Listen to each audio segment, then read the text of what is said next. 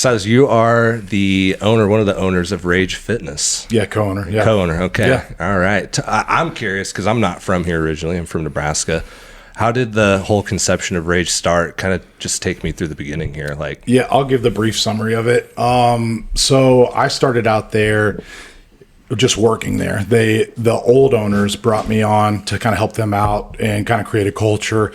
And then they decided they wanted to sell it.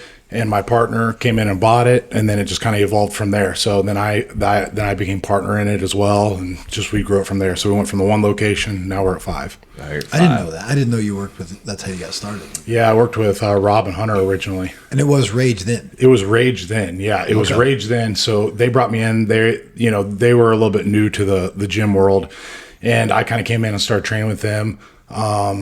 Sheila, actually, I think she worked with Titan for a while. One of the athletes. She actually needed help with some of her clients. She had an overabundance of clients, so I kind of came in there and helped her with that, and then that's how it just kind of evolved from there. Where's she at? Is she still in town? I think she might. I kind of lost contact with her, but I think she's back in town. I think she was in Texas for a while. Okay, sweet girl. Yeah. So you're in there training, doing. Yeah, I was training. I was training people, and then I helped. Then I became on as a manager there, and then it just evolved from there. I was actually going to leave when my partner Brandon bought it. I went down there because I didn't know Brandon. Yeah. And I went down there to quit, and he's like, "Well, why don't you stay?" Because it wasn't really something I needed to do. I was doing it because I knew Rob and Hunter, and I was helping them out. And I went down there to quit, and Brandon's like, "Why don't you stay on?" and blah blah blah. And so I stayed on, and then I actually started training Brandon, and then we just started talking, and then it just kind of evolved from there. Cool. Yeah. So what were you doing prior to that got you into Rage to begin with, where they're like, hey, come help us out? So Sheila needed help with her clients because she had so many clients. She was a personal trainer there. And so I was taking some of her clients, trying to help her out. Like I wasn't even taking any money from it. Right. I was just helping her out. And then they were positions available. Yeah. If you want to work for free. I seem to do that a lot. I seem to do that. It's worked out actually, but I've seemed to do it a lot.